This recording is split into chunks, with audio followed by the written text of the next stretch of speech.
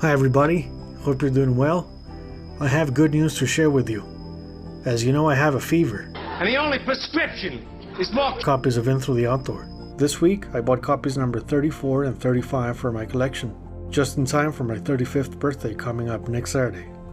I was going to buy all 3 copies at the store, but one of them was in poor condition, so I didn't take it. But I wanted to, but I didn't. I got a fever! I want to thank my patrons for your support. This project benefits greatly by your contributions and kind words. Thank you, thank you, thank you. Please let's give them a round of applause.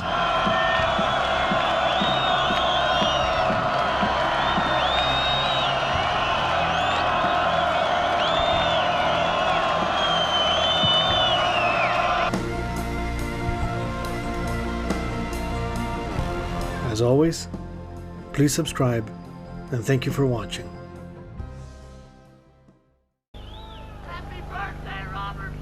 Not yet. 1 week. I would like to thank everybody who's come from everywhere to create kind of an atmosphere that we've had.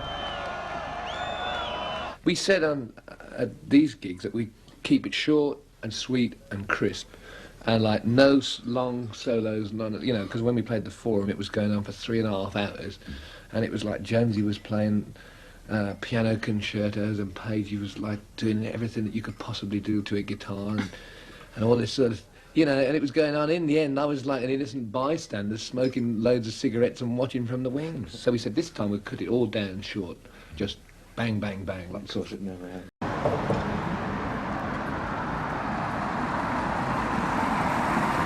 2, 1, 2, 3, 4.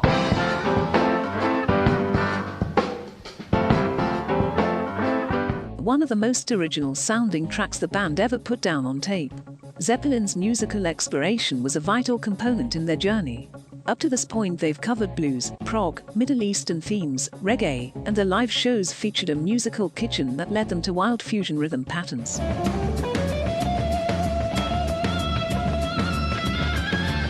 With the band's eclectic set of influences, this track shows that they were never left behind in terms of musical taste. Bonzo was always a very complicated drummer who sounded very simple. and it's deceptively simple when you listen to what Bonzo plays, but there's always tiny little kicks and little beats all over the place that just contribute to this feel that this incredible feel that he had. The groove was just the best ever. Fucking hell! 1, 2, 1, 2, 1, 2, 3, 4.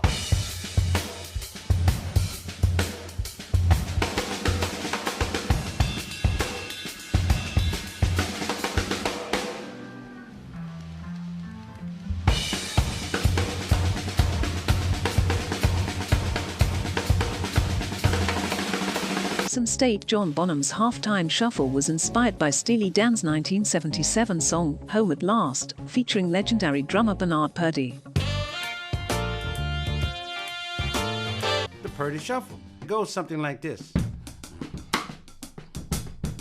Toto's Jeff Porcaro would later pay tribute to these songs on the 1982 hit, Rosanna. I used the halftime shuffle groove on the tune Rosanna that Toto cut. I stole that beat from listening to 2 records.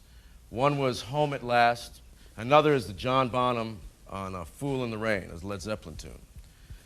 The Bernard Purdie thing, I like to call it the Bernard Purdie halftime shuffle, is basically this. The John Bonham beat that I copied from Fool in the Rain was something like this. For Rosanna, I added the Bo Diddley figure. It's a shuffle Bo Diddley figure. Putting them together, this is what it came up with. Jones' piano motif is a clever variation on Richie Valens' La Bamba from 1958.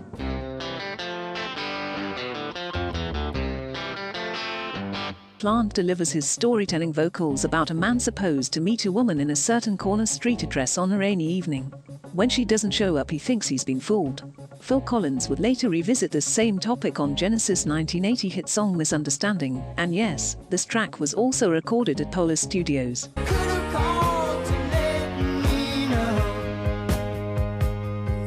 Full in the Rain pushed the envelope of what Zeppelin could tackle. Robert Plant was a big soccer fan himself, which makes people wonder if the 1978 World Cup had an influence on the song's famous middle section.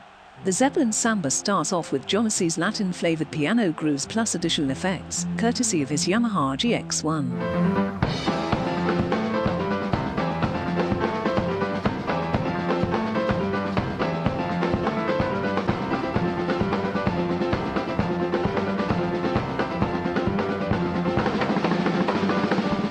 Bonham's army of drums, timpani, woodblocks, percussion and whistle sounds, built up in full carnival fashion. Bonzo had explored the idea of multi-layered rhythms, back the 1976 studio experiment, Bonzo's Mantro, which remained unreleased at the time of And Through the Outdoor.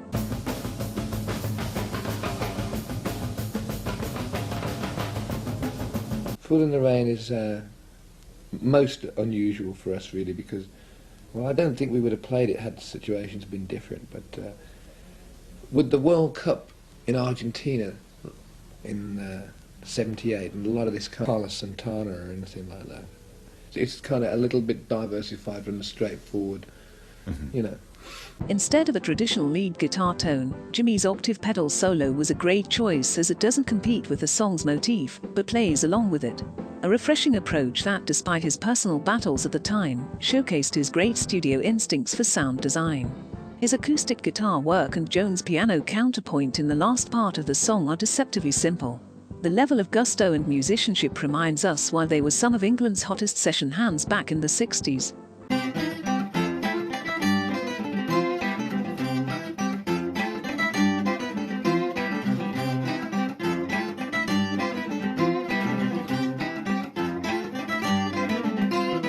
Mexican rockers Mana covered this song in 1995 as Tonto en la Lluvia. Instrumentally speaking, it's good. Vocally speaking, I don't know, Rick, you be the judge.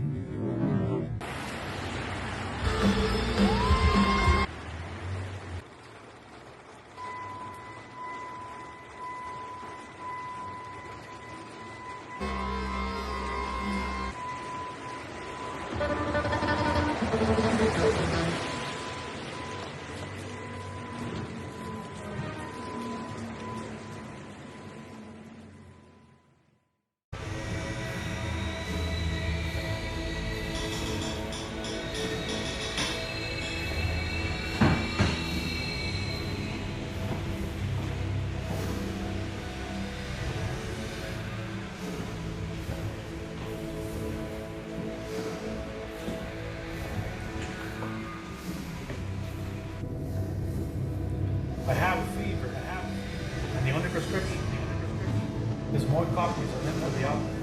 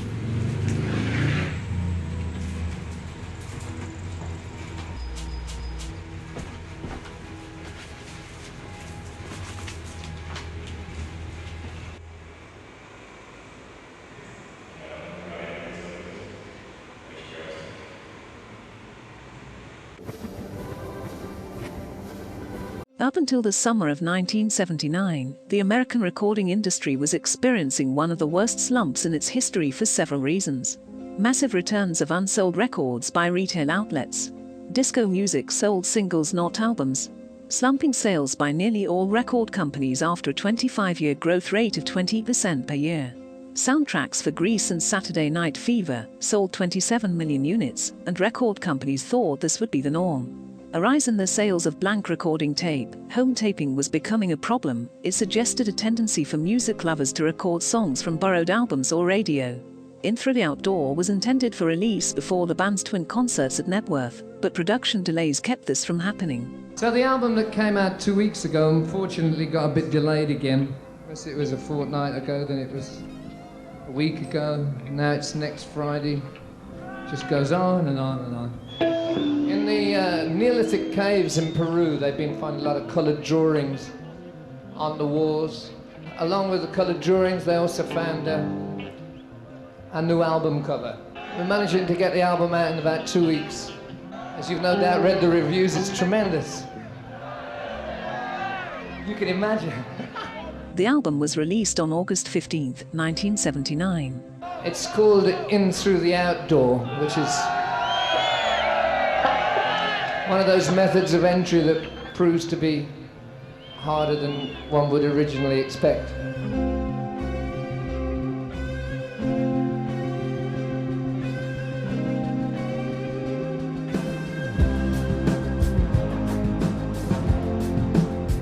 Led Zeppelin's new album gave the whole industry a shot in the arm, while boosting sales figures for many artists in the process.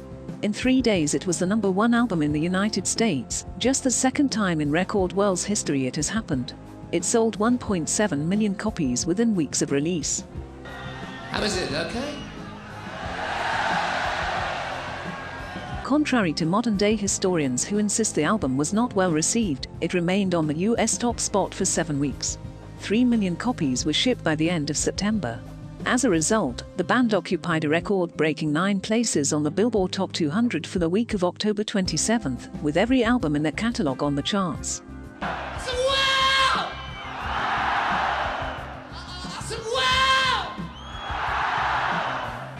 I told Pager that 1 or 2 people would be here, but he said he doubted it very much. Well, I can't tell you how it feels. You've got a good idea anyway. But it's great. And but as an album goes, there are several tracks that are well, they're quite diverse in their very foundation, really. You see, when I had no intention of playing again at all, or even being a part of anything again particularly, and so when the time came that I was faced with either saying goodbye to my fellows and doing something totally new, not particularly musically or whatever, and we got together. I said, yeah, well, if I'm going to do anything at all, it obviously has to be. It's just got to keep changing. It always has changed to a degree, but yes. I just wanted it to like be a little more mellow, or to explore facets that normally we would have thrown out as being a wee bit too soft, aspects of us that weren't probably what people quite expected. And I think really that is going to be in the next few years our ability to stay around, you know? The fact that we're now prepared to explore even farther. And this album really is just the kind of foot in the door for the next few years to come. But isn't that one of the things that kind of has been a hallmark of Led Zeppelin? Sure, I mean, but I think this is like, at this point, this album is even more demonstrative of that kind of principle, where you could get a lot of people who considered that Zeppelin were only good for like the very heavy aspects of things, or heavy, blatantly heavy. I mean, you can be you can be dramatic without being like thunderous, you know, and looming. And so I think this album really is like the sort of the kind of look, well, if half of California don't like it, but I think really it's just shown that like, after dismissing all ideas of creativity on a musical level for a while, that it came back the way it did, you know, and it's good, it's interesting. It's probably the sign of a lot more better things to come, you know. Because I think we had a stagnant period which we played through to a degree after the accident and all that. And I think now Well, I think we were so grateful when we got in a studio together and found that we could still create, and it was still interesting. It wasn't a bluff, you know. That's probably like the kind of hallmark of times ahead. If it ain't, I'm off, you know. Peter Grant once joked how Led Zeppelin's albums would sell, even if they were packaged in a paper bag. So he decided to put his theory to the test. The LP's expensive cover art was concealed inside a brown paper bag. This way fans didn't know which of the 6 cover variations they would get. The album cover was designed by Storm Thorgerson from Hypnosis. He'd worked with the band on previous records, as well as the likes of Pink Floyd, Genesis, Yes and 10cc. In Through the Outdoor had 6 different sleeves, letters A to F. The photo session took place in London. The set recreated one of the band's favorite bars in the United States, the Old Absinthe House in New Orleans.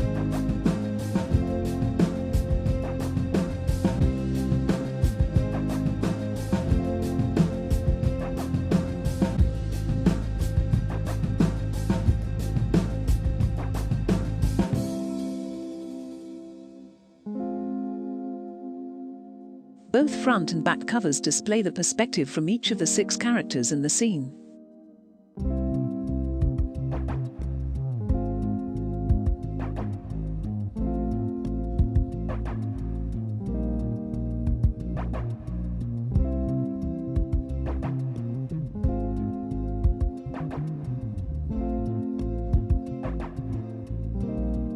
All back covers feature a sepia-toned photograph with the man about to burn the letter.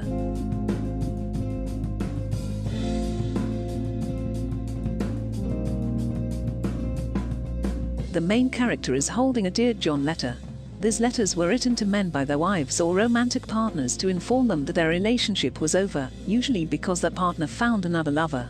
These were unfortunately popular during times of war, including Vietnam. In Through the Outdoor featured an unusual gimmick. The inner sleeve had a black and white dotted line artwork which, if washed with water, would become colored.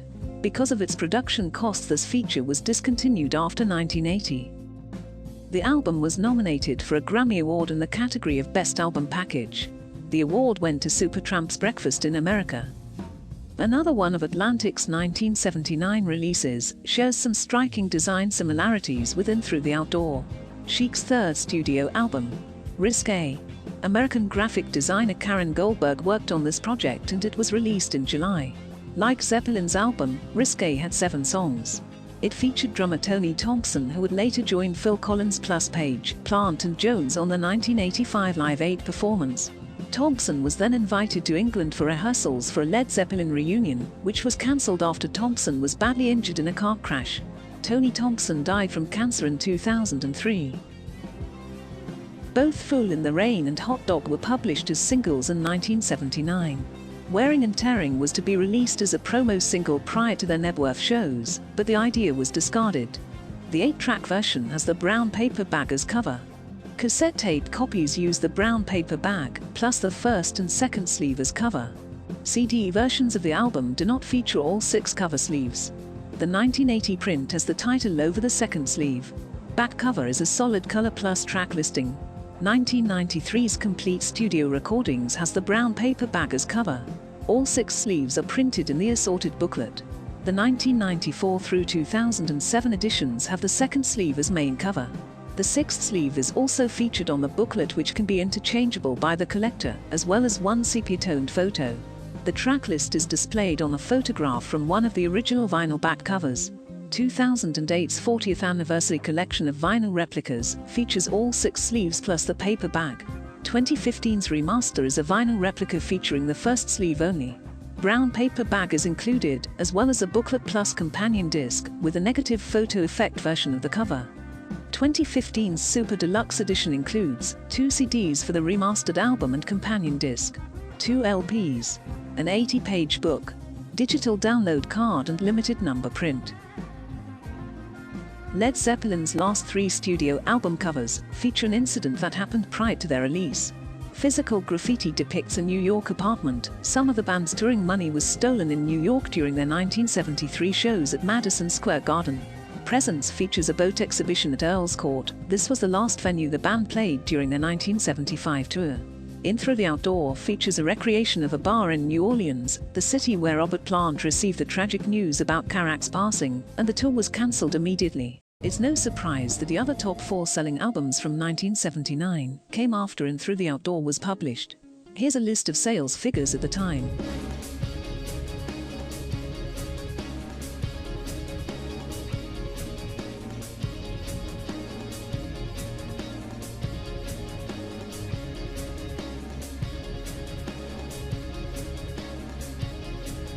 In Through the Outdoor's main character had an influence on Michael Jackson's Moonwalker project.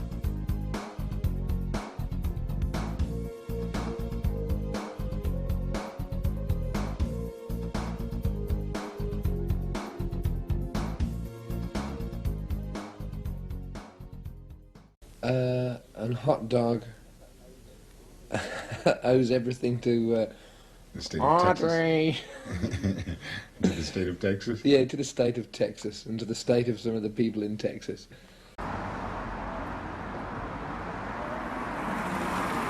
This is a track from it that we should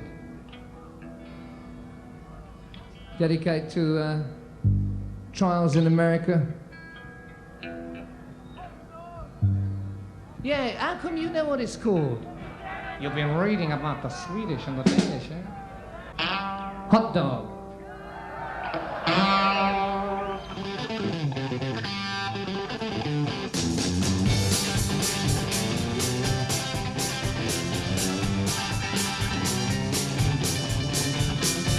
A rockabilly tribute and pastiche that owes much to the state of Texas.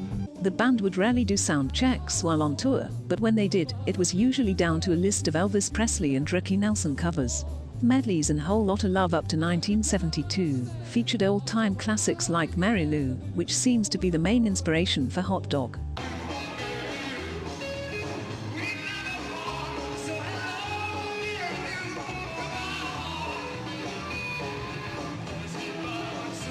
The song was developed on their 1978 rehearsals. Breaking into Hot Dog after working on their new album's complex songs seems like a good stress relief therapy. Jimmy played a Telecaster beat bender and a brief but barely audible acoustic bit on this song. He always seemed to have problems when replicating Hot Dog's guitar lines on stage. Jones adds his favorite piano bar tricks along Bonzo's upbeat drumming for a road down memory lane to the early days of rock and roll.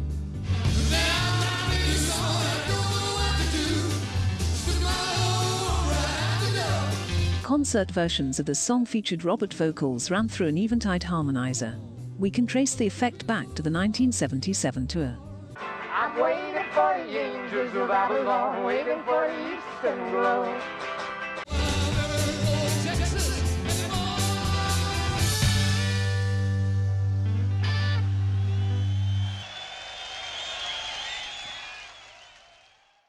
By late 1979, Peter Grant lived an isolated life in his mansion, and being out of reach affected his relationship with Led Zeppelin. Plant cautiously agreed to go back on the road. Promoter Harvey Goldsmith had lined up a provisional tour in Europe, but nobody could make a move until Peter said so. November 28th. Jones, Plant, and Bonham attended the Melody Maker Poll Awards. They received awards for Best Band, Best Live Act, Album, Singer, Guitarist, Producer, and Composer. Jimmy Page was absent and unable to attend the ceremony as he was a witness at the trial for the death of a friend. Philip Churchill Hale, a 26-year-old photographer and recent graduate of the Royal College of Art, was found dead on October 24th at Jimmy's Plumpton Place home. The 50-acre estate in East Sussex had been Page's residence since 1971. It included a purpose-built home studio where he finished the mixing process for In Through the Outdoor. With Page being frequently away touring or traveling, he would entrust the house to the care of Philip Hale. They became good friends after meeting in a London pub. Page's housekeeper, Barbara Spencer, told how she arrived at the house to begin work at 9 a.m. Hale was asleep in a bedroom known as the Black Room.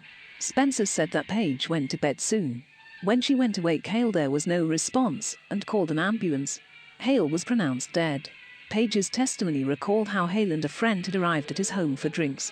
Page said he intended to go to bed, and Hale asked if he could stay the night, which Page allowed. The verdict ruled accidental death by inhalation of vomit and asphyxia.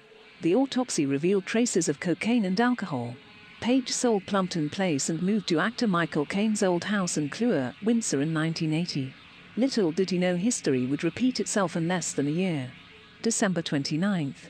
Plant, Jones and Bonham attended the final night of Concert for the People of Kampuchea, led by Paul McCartney. Robert Plant joined Dave Edmunds' Rockpile for a version of Little Sister. It was also funny to come off stage and Elvis Costello turned to me and he said, I never ever thought I'd hear Dave Edmunds do Stairway to Heaven, which was quite funny.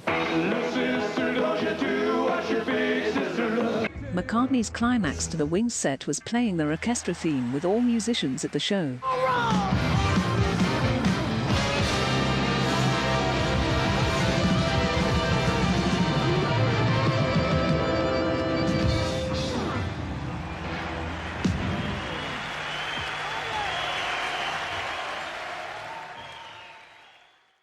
When do you think the Led Zeppelin will tour America? Because we get that question asked to us every day. Well, I don't know. It's like, when's it going to rain in England, really? Oh.